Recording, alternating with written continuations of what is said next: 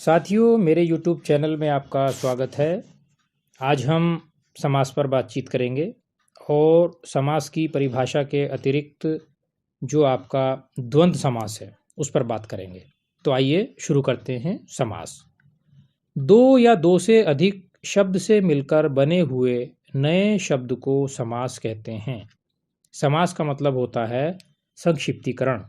जो शब्द समास के नियमों से निर्मित होते हैं उन्हें हम सामासिक शब्द कहते हैं। इन्हें समस्त पद भी कहा जाता है। और समास विग्रह सामासिक शब्दों के बीच के संबंध को स्पष्ट करना समास विग्रह कहलाता है। तो आपको क्लियर हो गया होगा कि समास किसे कहते हैं। आइए अब बात करते हैं समास के विभिन्न भेदों से द्वंद्व समास की कि द्वंद्व समास किसे कहते हैं। समास का वह रूप जिसमें प्रथम और द्वितीय दोनों पद प्रधान होते हैं उसे द्वंद्व समास कहते हैं। जैसे आज कल, आज और कल, अच्छा बुरा, अच्छा या बुरा, आगा पीछा, नीचे ऊपर, दूध रोटी इत्यादि। पदों के अर्थ की प्रधानता के आधार पर द्वंद्व समास में दोनों पद प्रधान होते हैं। इस समास का सामासिक पद और अथवा या अथवा आदि संयोजक शब्दों के लोप कर देने से बनता है। द्वंद्व के सामासिक पद के दोनों शब्द प्राय एक दूसरे के विलोम होते हैं, लेकिन सदैव नहीं। द्वंद्व समास के उदाहरणों की बात करते हैं। जैसे कृष्णार्जुन, कृष्ण और अर्जुन, शस्त्रास्त्र, शस्त्र और अस्त्र, शीतातप, शीत या आतप, यशापयश, यश या अपयश, शीतोष्ण, शीत या उष्ण, सुरासुर, सुर या असुर, धर्माधर्म, धर्म या अधर्म, जलवायु, जल और वायु। यदि द्वंद्व समास के भेदों की बात की जाए तो द्वंद्व समास के तीन भेद होते हैं। पहला इतरेतर द्वंद्व समास, दूसरा समाहार द्वंद्व समास और तीसरा विकल्प द्वंद्व समास।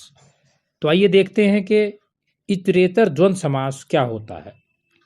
इतरेतर शब्द इतर धन इतर अर्थात इतर प्लस इतर के योग से बना है, जिसका शाब्दिक अर्थ अलग अलग होता है।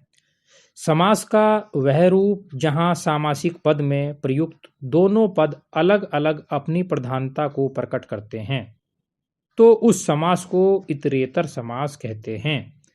इतरेतर समास का समास विग्रह करते समय सामासिक पद के दोनों शब्दों के मध्य और संयोजक शब्द जोड़ दिया जाता है। इतरेतर समास के उदाहरण देखेंगे। माता पिता, माता और पिता, दादी दादा, दादी और दादा, भाई बहन, भाई और बहन, देवासुर, देव और असुर, हरिहर, हरि और हर, कुश लव, कुश और लव, सीता राम, सीता और राम, शिव पार्वती, शिव और पार्वती। इसके बाद जो दूसरा भेद है द्वंद्व का वो है समाहार द्वंद्व समास। समास का वह रूप जहां सामासिक पद में प्रयुक्त दोनों पद अलग अलग प्रधान हों तथा समस्त पद एक समूह का बोध करवाएं तो उसे समाहार द्वंद्व समास कहते हैं। समाहार द्वंद्व समास का समास विग्रह करते समय दोनों पदों के मध्य और शब्द जोड़कर अंत में का समाहार लिख देते हैं। यह इसकी पहचान है। 1 से 10 तक की संख्याओं को छोड़कर एवं 10 से भाज्य संख्याओं को छोड़कर अन्य सभी संख्यावाची पदों में समाहार द्वंद्व समास होता है। समाहार द्वंद्व समास के उदाहरण देखते हैं। 25 5 और 20 का समाहार, 38 8 और 30 का समाहार, 24 4 और 20 का समाहार, 85 5 और 80 का समाहार, 110 100 और 10 का समाहार। तीसरा जो भेद है द्वंद्व का वो है विकल्प द्वंद्व समास। जिस समास के सामासिक पद में प्रयुक्त दोनों पदों में से किसी एक पद को स्वीकार करने का विकल्प हो तो उस समास को विकल्प द्वंद्व समास कहते हैं। जैसा कि इसकी परिभाषा से ही आपको क्लियर हो रहा है। विलोमार्थी शब्द युग्मों में प्राय विकल्प द्वंद्व समास ही होता है। विकल्प द्वंद्व समास को एक शेष द्वंद्व समास के नाम से भी जाना जाता है। यदि हम विकल्प द्वंद्व समास के उदाहरणों की बात करें तो आप देख सकते हैं सुख दुख, सुख या दुख, जीवन मरण, जीवन या मरण, शीतोष्ण, शीत या उष्ण, लाभ हानि, लाभ या हानि, उन्नतावनत, उन्नत या अवनत। मुझे आशा है कि आपको द्वंद्व समास और उसके भेद क्लियर हो गए होंगे। यदि आपको वीडियो पसंद आया हो तो मेरे चैनल को सब्सक्राइब करें, लाइक, शेयर और कमेंट करना भी ना भूलें। धन्यवाद।